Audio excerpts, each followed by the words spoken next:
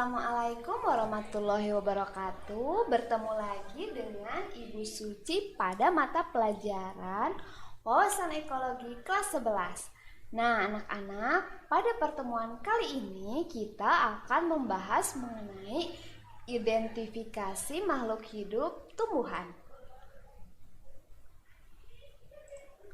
Nah, untuk identifikasi dapat diartikan sebagai pengenalan termasuk nama, tempat, dan klasifikasi. Termasuk tumbuhan itu dapat diklasifikasikan. Klasifikasi makhluk hidup jenis tumbuhan adalah penggolongan makhluk hidup berdasarkan ciri-ciri tertentu. Hal ini karena makhluk hidup banyak sekali macamnya. Jadi mengapa identifikasi tumbuhan itu sangat penting? Karena jenis tumbuhan itu beraneka ragam dan harus dikelompokkan menjadi suatu klasifikasi berdasarkan ciri-cirinya, kemudian berdasarkan karakteristiknya, gunanya untuk mengelompokkan jenis makhluk hidup. Nah, contoh klasifikasi berdasarkan kemampuan membuat makanan, makhluk hidup digolongkan menjadi organisme autotrof dan organisme heterotrof. Organisme autotrof yaitu organisme yang mampu membuat makanan sendiri melalui proses fotosintesis, contohnya tumbuhan. Kemudian, untuk organisme heterotrof adalah organisme yang tidak mampu membuat makanannya sendiri, yaitu hewan dan manusia.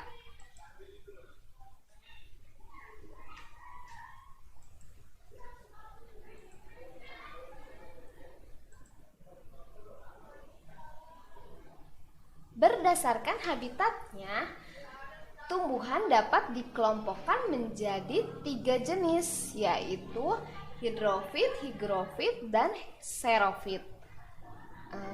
Maksudnya ini 3 jenis, baru 3 jenis yang dijelaskan ya. Untuk hidrofit itu adalah jenis tumbuhan yang hidup di air. Contohnya seperti bunga teratai dan tanaman air. Mereka memiliki kemampuan dalam hidup di daerah yang kadar airnya tinggi. Jadi susunan dan anatomi tumbuhan tersebut menyesuaikan lingkungannya sehingga dia dapat mengapung di air. Kemudian ada lagi higrofit. Higrofit merupakan tumbuhan hidup di lahan atau di tanah yang lembab. Contohnya itu lumut. Nah, lumut hidup di kondisi atau habitat yang kadarnya itu lembab. Kemudian untuk xerofit. Nah, xerofit merupakan jenis tumbuhan yang hidup di daerah kering. Contohnya kaktus. Nah, kaktus merupakan tumbuhan yang dapat hidup di daerah padang pasir. Jadi walaupun kekurangan air, dia dapat tetap hidup.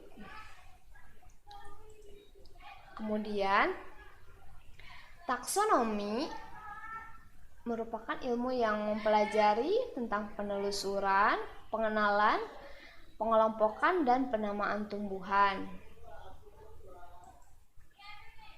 Nah, jadi ada beberapa yang diurutkan, yaitu taksonomi, klasifikasi, dan identifikasi. Taksonomi ilmu tentang klasifikasi, ilmu yang mengelompokkan makhluk hidup, dan 3 identifikasi pengenalan makhluk hidup untuk dikelompokkan. Kata taksonomi diambil dari bahasa Yunani yang berarti Yunani itu bahasa Yunani tashen berarti mengelompokkan dan nomos berarti aturan. Jadi aturan tentang pengelompokan makhluk hidup. Kemudian ada lagi morfologi. Morfologi mempelajari bagian-bagian tanaman, tentang fungsi-fungsi bagian tanaman tersebut. Di samping itu ada bagian-bagian tanaman seperti batang, daun, akar, juga ada bagian sekunder, bunga, biji, buah, dan umbi. Kemudian daun.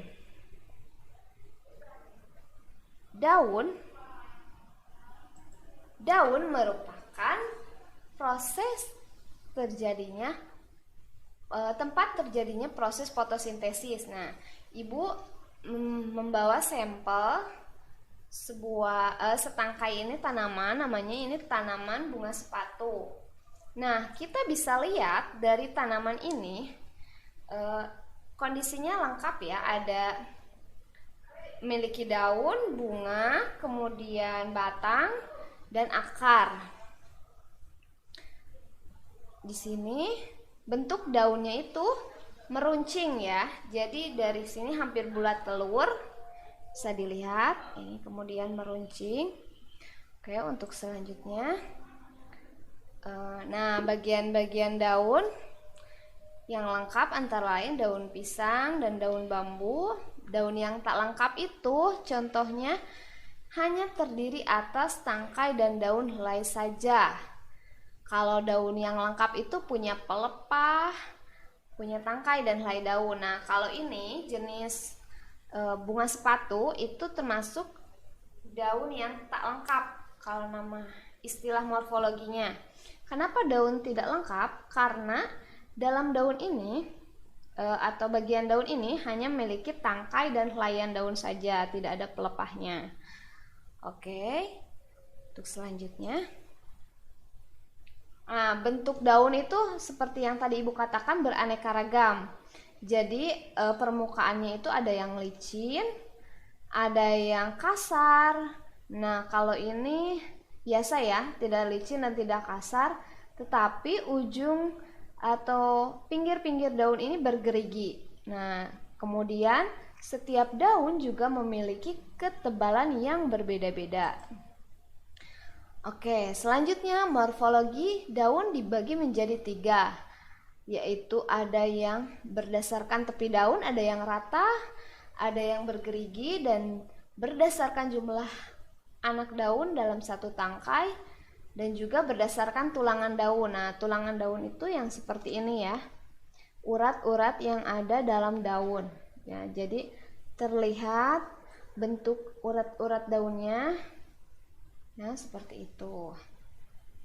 Kemudian nah di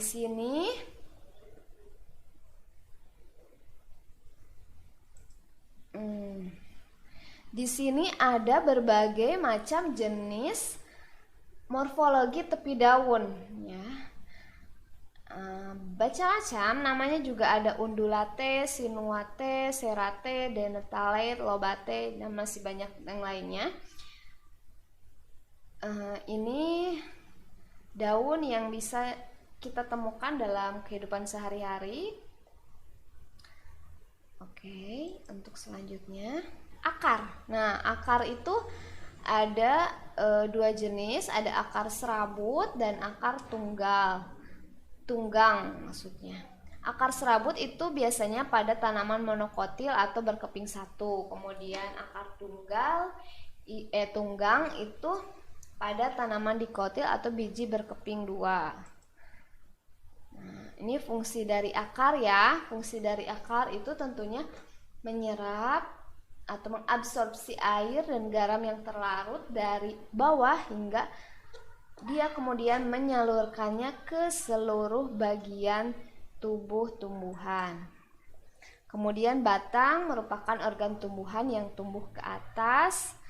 Fungsinya untuk membentuk daun, mengantarkan ke arah matahari dan mengangkut air hasil fotosintesis juga dari daun ke akar. Berfungsi menyimpan cadangan makanan ya. Kalau tumbuhan yang menyimpan cadangan makanannya di akar itu salah satunya umbi-umbian, singkong, kemudian kentang, kacang tanah. Itu mereka menyimpan cadangan makanannya di akar. Oke, selanjutnya. Nah, Batang terdiri dari ruas dan buku-buku. Kemudian pada ketiak daun terdapat tunas samping dan bisa dijadikan sebagai cabang vegetatif atau dapat dicangkok ya maksudnya.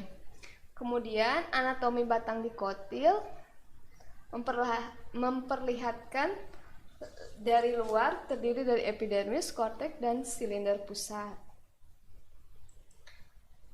Nah, bentuk batang juga beraneka ragam.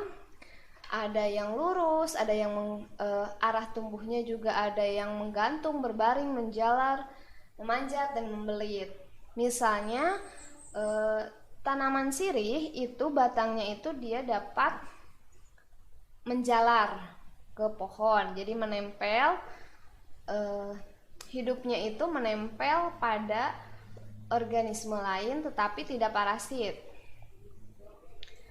Kemudian, nah ini salah satu anatomi dari tumbuhan ya, penampang anatomi dan morfologi. Di sini ada akar, ada bagian daun, kemudian bunga. Oke. Nah, ini juga jenis-jenis tumbuhan, ada rumput gajah. Ini memiliki akar serabut. Kemudian putri malu atau lamtoro